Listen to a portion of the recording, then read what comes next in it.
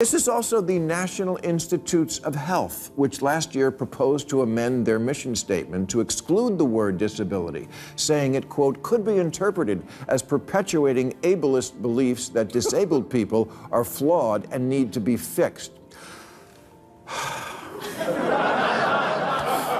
Let me take this moment to go on record. Folks, if I am ever struck blind or deaf or paralyzed, don't praise me. Fix me.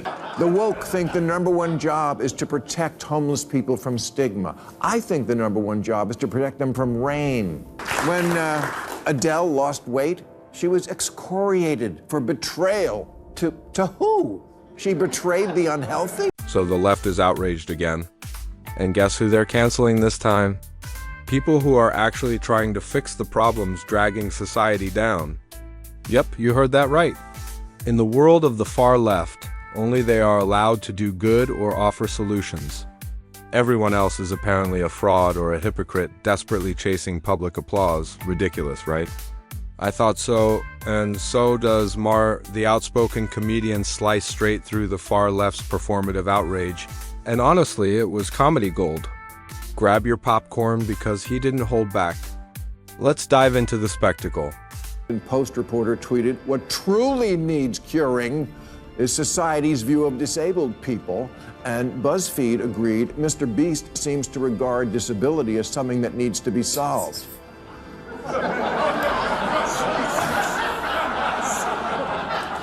Okay, disability is something that needs to be solved.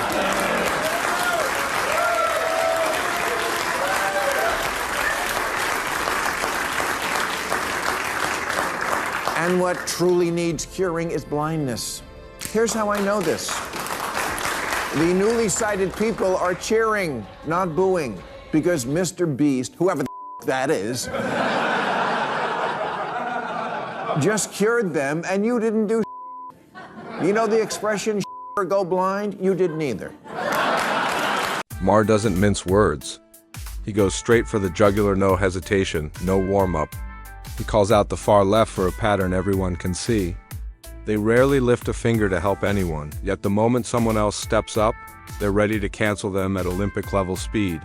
Their latest complaint? That someone doing good shouldn't film it or post it on YouTube. But Maher fires back with the obvious question, where do you think the money to do that good came from in the first place? From YouTube. Posting the videos isn't vanity. It's the engine that funds the generosity, and here's the irony. If he had all the money in the world and chose not to help anyone, the far left would still come after him. It's a lose-lose situation because their outrage isn't about morality, it's about control.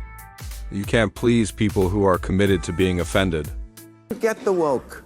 They love nothing more than being a victim, except when they really are one, and then they tell you, I am not, go f yourself. Get this. Last month, Mr. Beast, in another dick move,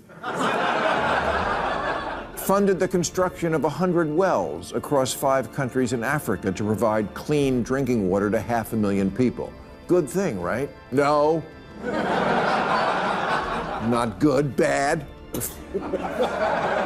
The founder of a charity called Face Africa called it kind of frustrating that overnight this person comes along who happens to be a white male figure with a huge platform, and all of a sudden he gets all of the attention.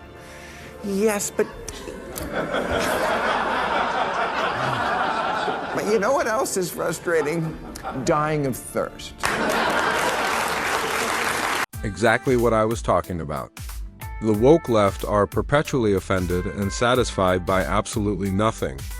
Mr. Beast's humanitarian work in Africa should be universally applauded.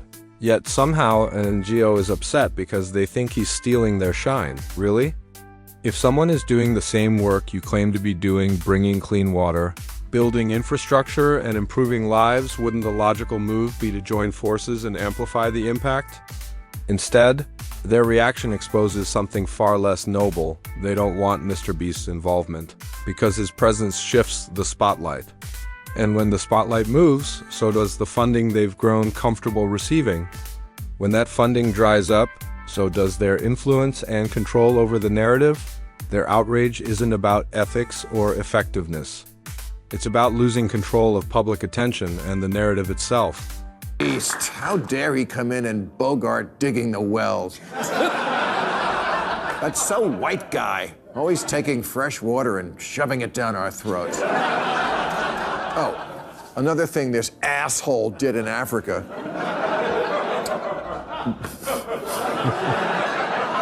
was pay for the rebuilding of an African orphanage, which the director of the Hope and Homes for Children charity called it a classic case of white saviorism.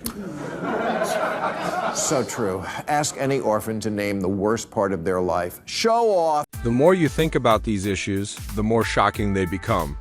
Society's problems were never going to be solved exclusively by governments or by the self-appointed heroes of the far left. Real progress has always depended on people ordinary, or influential who are willing to step in and contribute their share. That's exactly what Mr. Beast is doing. His work in Africa isn't some exaggerated case of white saviorism, as critics love to claim. It's a response to real, pressing needs that have been ignored by various governments for decades. Clean water, infrastructure, and basic necessities aren't political props, they're human essentials. And when someone finally steps up to provide them, the focus should be on the lives being transformed, not on nitpicking the motives of the person doing the helping. Mr. Beast isn't undermining anyone. He's filling a gap that should never have existed in the first place. How did we get to this weird place? Telling people who are actually out in the world making a positive difference, you're the problem. Yeah, quick question, who the are you?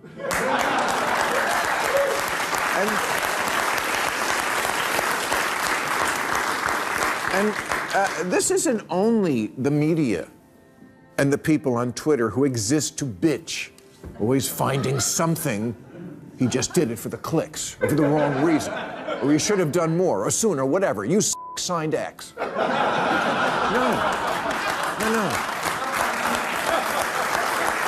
Maher's words sting like a B-sharp, precise, and impossible to ignore, and honestly, he's right to call it out.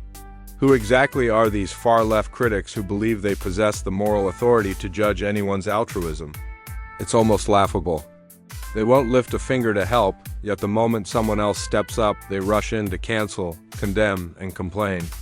It doesn't matter how genuine the effort is, they'll still dig for something negative to say, as if finding fault is their full-time job. According to them, every act of kindness must come with a sinister motive unless, of course, they're the ones doing it. Then suddenly it becomes noble, pure, and beyond criticism. Maher exposes this hypocrisy brilliantly. His point is simple. Altruism shouldn't be attacked just because it didn't come from the approved ideological camp. Good is good, no matter who's doing it. There's also the National Institutes of Health, which last year proposed to amend their mission statement to exclude the word disability, saying it, quote, could be interpreted as perpetuating ableist beliefs that disabled people are flawed and need to be fixed. Let me take this moment to go on record. Folks, if I am ever struck blind or deaf or paralyzed, don't praise me, fix me. Don't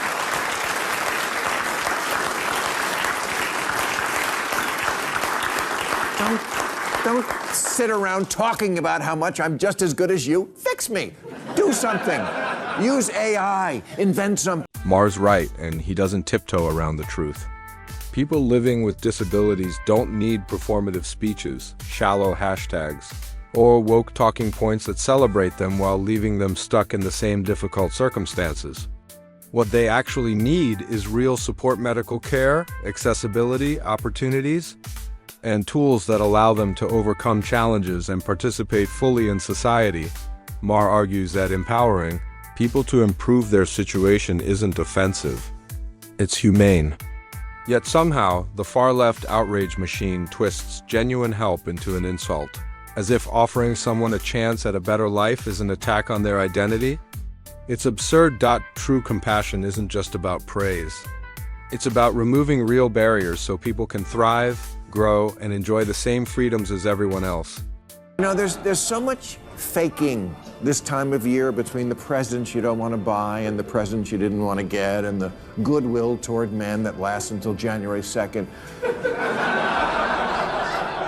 I just don't have room for, and disability is awesome. It's not awesome. And it's not a political affiliation. That's the problem. We turn everything into a political identity category. You're deaf, that's your identity. Don't mess up a good thing by hearing.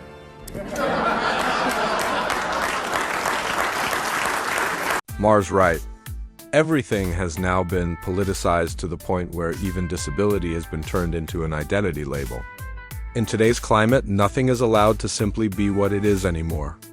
Everything has to fit neatly into a political narrative or a cultural box dot. And of course, this trend didn't appear out of nowhere. It began on the left, where every issue and every group was transformed into a branded identity. Homelessness, illness, immigration status, nothing was allowed to remain neutral. There was always a label ready to go. Instead of focusing on real problems and real solutions, they turned people's lived experiences into ideological trophies.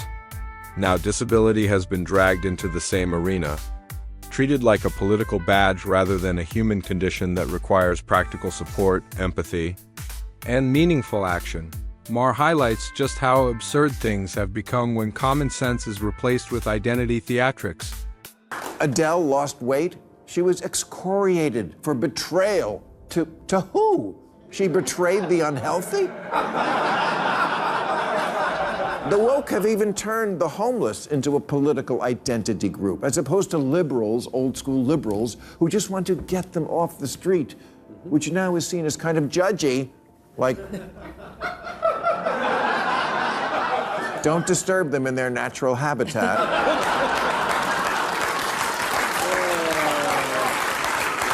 It's the same attitude toward homelessness that helped escalate California's crisis. Instead of supporting meaningful solutions treatment, shelter expansion, rehabilitation programs, and policies that actually reduce homelessness, the woke crowd fought every practical effort. When city officials tried to clear dangerous encampments from the streets, activists rushed in, insisting that sidewalks and tent cities were the homeless population's natural habitat. The absurdity would be funny if the consequences weren't so devastating. Allowing people to remain in unsafe, unsanitary, and dehumanizing conditions isn't compassion, it's negligence dressed up as virtue. By blocking real interventions in the name of ideological purity, they trapped people in the very suffering they claimed to defend. Instead of helping the homeless off the streets, they helped keep them there. That's not empathy. That's enabling misery while pretending it's moral. Living their best life under the bridge. The woke think the #1 job is to protect homeless people from stigma. I think the #1 job is to protect them from rain.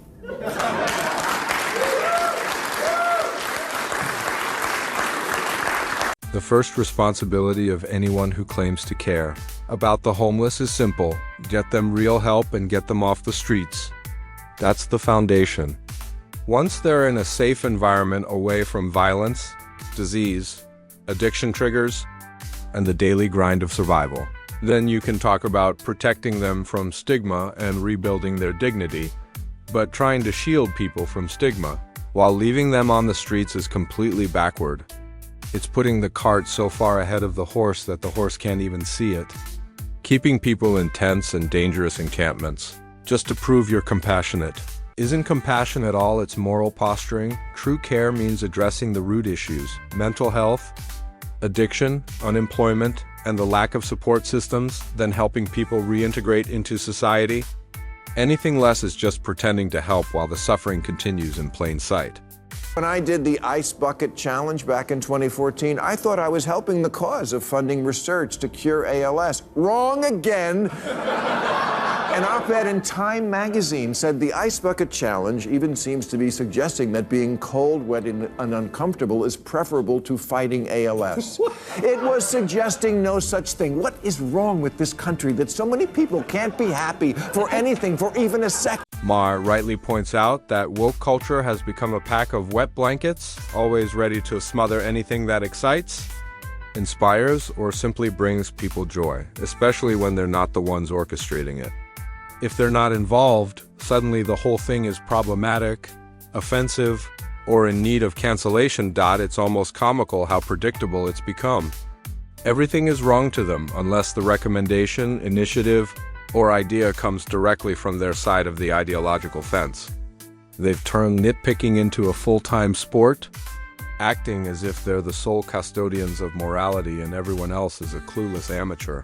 Maher highlights this hypocrisy with sharp precision, showing how the woke crowd doesn't just dislike anything they didn't create, they actively try to shut it down.